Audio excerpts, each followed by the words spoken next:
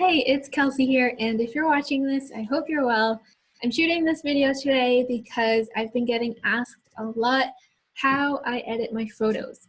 So I just thought I would do a quick tutorial video with you, share my screen, and show you how I go from a photo like this to this.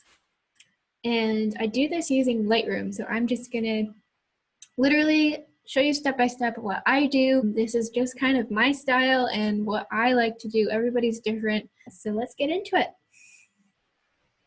Okay, so this is the photo I'm going to edit.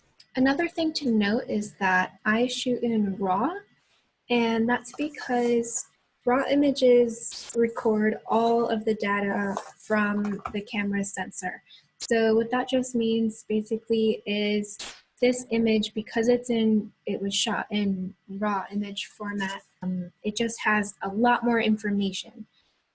So you can do a lot more with it. Like you can bring out a lot more light, color, contrast, whereas with a JPEG file, you might not be able to do much with it. The camera has already processed and compressed the data for you. And I like to be able to process the image as I please, so that's why I shoot in RAW. Okay, so the first thing I notice about this photo is like this area is a little bit hazy, so I can use what's called the graduated filter to dehaze and kind of sharpen that up. So you just click and drag wherever you want the filter to be. That's pretty good. So this allows me to edit only this area without editing the rest of the photo. So if I go down here to dehaze, it's just gonna make it look a lot sharper. I'll put it like almost all the way up. And then I'm gonna do sharpness. That looks pretty good. Okay, so that's all I'm gonna do for that. So I'm just gonna hit done. And then you can kind of see, so this is the before and the after, it just looks a little better. So I'm just gonna go ahead and edit this photo a little bit. The first thing I'm gonna do is up the exposure because it is a bit underexposed. Up the contrast a little bit. I really love contrasty photos, and I always have, but I also like to keep my photos looking realistic, so I don't want it to be too much.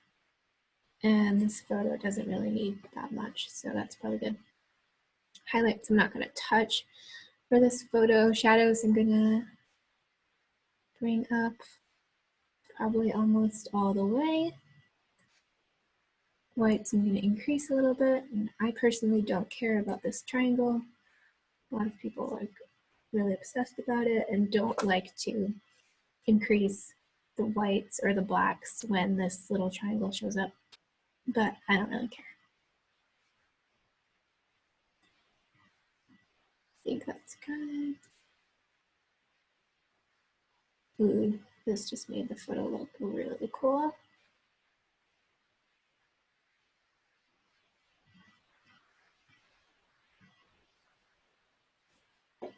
Okay, and then I'm not going to touch the clarity here yet, but I'm going to do vibrance. And I always like to, if I do increase the vibrance, then I decrease the saturation just a little bit because I do want my photo to still look realistic. So if you want to see what it looked like before and after, you can either click here and it'll show you the image side by side, or you can hit the / key on your keyboard. If you hold it down, that's before and that's after. So that's looking pretty good so far. So what I want to do next is really make this subject pop.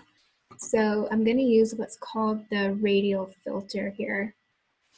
So you just click on that and then you drag a circle around your subject.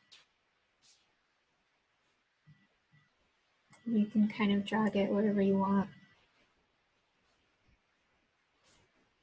This guy's in a really circular shape. So what this allows me to do is either only edit what's inside the circle without editing everything else, or you can edit the rest of the photo without editing what's in the circle. And that depends on whether you have the invert checked or not. So right now it's not checked, which means everything outside the circle is going to be edited. So this is perfect. This is what I want, because if I bring down the exposure a little bit, you see that everything else gets darker besides him, which is really cool. But first I'm actually just gonna move this up like this because I saw his head was getting a little dark. And let's try that again.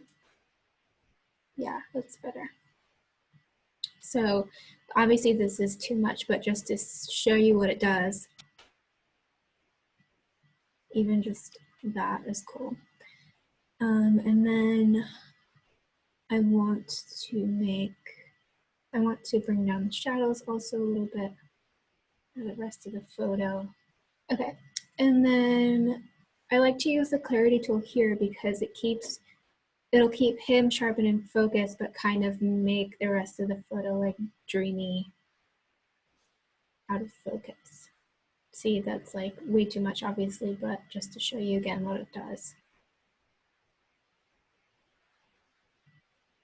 Okay, I think that's good. So that's all I'm gonna do there. And then again, we can see really how dark he was before, after. The next thing I wanna do, just to take it one step further, is use the brush tool to paint him and make him pop even more. So if you check show selected mask overlay, it's gonna show you what you're painting. It'll just show up in red. Okay, so now that he's all in red, you can go ahead and uncheck that and then come up here. Bam, he's so much brighter. Obviously we don't want to make him super white because he looks like a ghost phantom. I think that's pretty good. And then I want him to be contrasty. I'm gonna bring up the shadows a bit. I think that's it. I think that's all I'm gonna do for that. So hit done. So the last thing I want to do for this photo is just add a little vignette. Okay, so this is our final image. This is before, after.